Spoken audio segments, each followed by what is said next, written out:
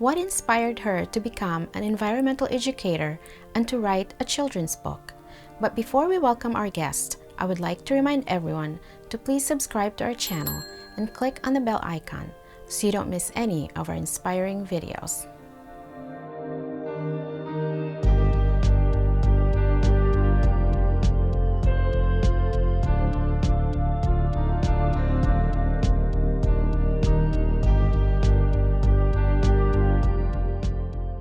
Hello everyone, this is Margie Bruce here at Global Inspiration, where you need to be seen, you need to be heard, and be an inspiration to the world. Ladies and gentlemen, please welcome our guest this week, Laureanna Raymond-Duvernell. Hi, everyone. Hi Laureanna, how are you? I'm well. How are you, Margie? Thank you, and thank you for being here. Yeah, thank you for having me. Can you tell us where you were originally from and a little bit about your family? Sure. Was originally born in Michigan, actually, but when I was 4, we moved to Wisconsin, back to our home farm.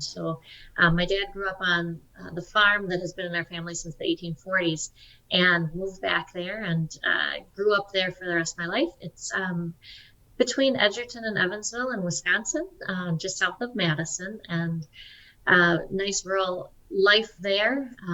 Like I said, my dad has been there for a long time. He met my mom when he was in the Peace Corps in the Philippines, and they moved back here in, I think, 75.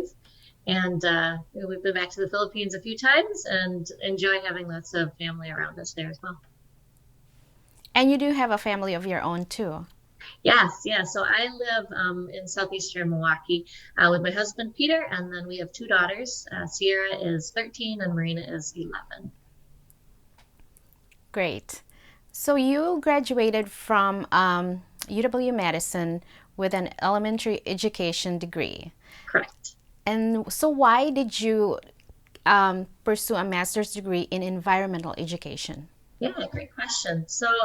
I think when I went to college, I always knew that I wanted to work with kids, and it kind of changed when I majored in college. But I went into education and absolutely love it.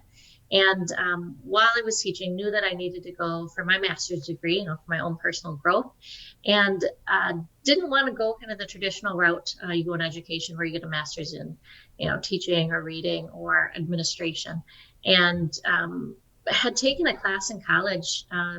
That was an ecology class. And in the state of Wisconsin, it's required that all teachers have some background in environmental education as part of our state standards. And I always loved that class, and it really stuck with me even when I was teaching. And I found out that UW Stevens Point has a master's of environmental education for teachers. And so I did that about 5 years into my teaching career. And when I did stop regular classroom teaching, it was a nice avenue for me to go into environmental education and actually teach that as my main job now. Okay. So you are this year's co-chair of Conference Committee for the Wisconsin Association of Environmental Education. Tell us about that organization and what you do. Sure. So the Wisconsin Association for Environmental Education, or the WAEE, is our state environmental education group.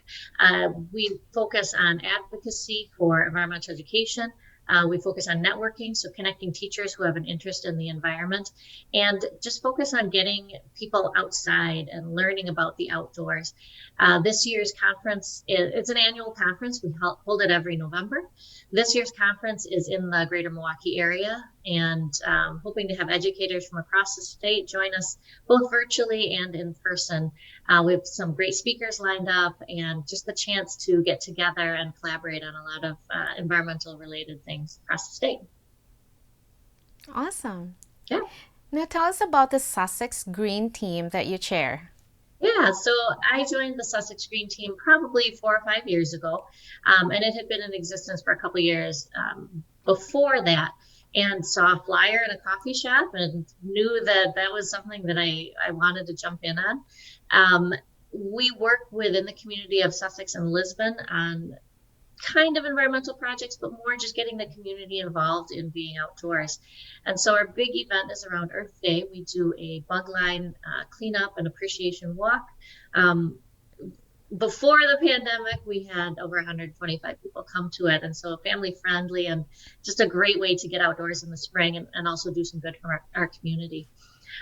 We also partner with the village to do events that they have. So they just had an Arbor Day 5K, and we helped out with some of the education stuff that they did there. We work at Pints in the Park, which is our village kind of like beer garden and happens a few times a year. And we encourage people to ride their bikes or walk to the park to save on gas emissions. And if you do that, you get a little discount on your beer, which is great. And then we also have field trips that we plan for our members throughout the year to just learn more about our community and some of the ways that we handle waste and we handle, recycling and things like that, and where water comes from and where it goes. So yeah, those are just a few of the things that we do for Sussex Green Team. Wonderful. So now you wrote a children's book titled Under in the Mud. Yeah, So can you tell us what this book is about and what is the inspiration behind it? sure. I grabbed a copy real quick. So it says Under in the Mud. It's a children's picture book focused on ages probably 4 to 8. The inspiration actually was my daughter Marina. We were hiking at the Retzer Nature Center in Waukesha when she was in kindergarten. So she's finishing up the grade now, so it's been a few years. And her favorite thing to do when she's hiking is to look for and catch frogs. And we were hiking and hiking, and she's getting more and more frustrated. And she came over to me and she was like, Mom, where did all the frogs go? I can't find any frogs. And I was kind of like, it's the middle of January, Marina. Like, there's no frogs out in winter. And she was kind of like, where did they go? And I teach environmental stuff. And I was like, I don't know, under the mud somewhere. And she said, under in the mud? And the way that she phrased it reminded me of a book that we had when we were kids called Over in the Meadow. And it's a song and a book, and it counts animals. And so as we finished hiking, we tried to think about, well, what animals do live in Wisconsin in the winter and where did they go and how did they survive? And I took that idea and kind of just jotted it down and then didn't do anything with it for 3 years. A few years passed and I just started becoming more and more interested in becoming a published author. And so joined a critique group and fleshed out that manuscript and submitted it to a local publisher. So Orange Hat Publishing is in Waukesha, and they picked it up. And I hired an author or an illustrator, excuse me, and it's great. Like it's been a lot of fun to get out and meet people through having written this book, and to just kind of explore that different side of environmental education. And I'm not necessarily teaching kids directly, but I've been doing book readings across the country now, sharing how animals do survive in the winter and why it is important that they have all those adaptations that help them survive. Great. So would you like to share your social media accounts where people can follow you and get a copy of your book? Sure. So I have a website located at laureannawrites.com. And I'm also at that same kind of not hashtag, but that same handle on Twitter. So at Laureanna Writes, and it's just my first name with WRITES after it. And I'm on Twitter and Facebook and Instagram, and I do have links in all of those to where you can buy my book. It's also available on Amazon and Barnes and Noble if that's easier. But yeah, I try to stay active on there with more education about the seasons and how those things affect life here on Earth. Okay. So tell us about your inspiration in life. Inspiration in life is so I read that question and I was like, it's kind of tricky. It's a lot of things, right? So I think, growing up, it was always, my family and what we do and what's important to us. And I think that's still definitely there. But as I got older, it was definitely more, we're given this one shot on Earth, and the Earth gives us so many things to enjoy. I mean, this past week was gorgeous. I was outside working for most of the week, and it was 72 degrees and sunny, and we were in water that was really, really clean. And all of those things that the Earth gives us, we take for granted a lot of times. And so I oftentimes think about how can we give back to the earth? What kinds of gifts can we give back so that we can be appreciative of all the things that we have? Do you have current or future projects you want to share with us? Sure. So, what I've learned in the last, couple of years since my book came out is that the publishing industry is tricky to get into. I did a hybrid publisher for this book, but to get traditionally published is pretty tricky. And so I've been working on submitting manuscripts to a lot of literary agents and editors of publishing houses. I have one that is out right now. Just waiting to see what they're going to say. I got a couple of nice emails back saying we're still considering it, kind of hang tight. So we'll see. Hopefully, in the next couple of years, I'll have another book coming out. But otherwise, just plugging away with environmental education work that I do across the state, and looking forward to this conference as well. Yes, that's exciting. Yeah, yeah. So, is there anything else you want our viewers to know about you? Anything else about me? I don't know.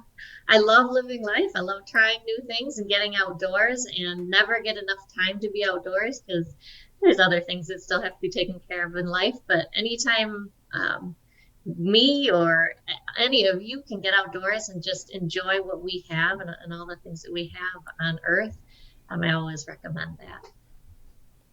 And finally, what inspiring message can you give to our viewers? So I always say my kind of the phrase that I go by in life is if you're not changing, you're choosing. And so if you're perfectly content in life, that's great if you're choosing that. But if there are areas in your life where you're not thrilled with it, what changes can you make? And how can you be the change in the world that you want to be? If you see something that is something that you can work on, how can you change your life to be that person in the world? Great message. Thanks. Thank you so much, Laureanna, for being here. Absolutely. Thank you again for having me on. I love that you asked. I love that we got to meet, and this has been a lot of fun. Thank you, everyone, for watching. This is Margie Bruce here at Global Inspiration, where you need to be seen, you need to be heard, and be an inspiration to the world.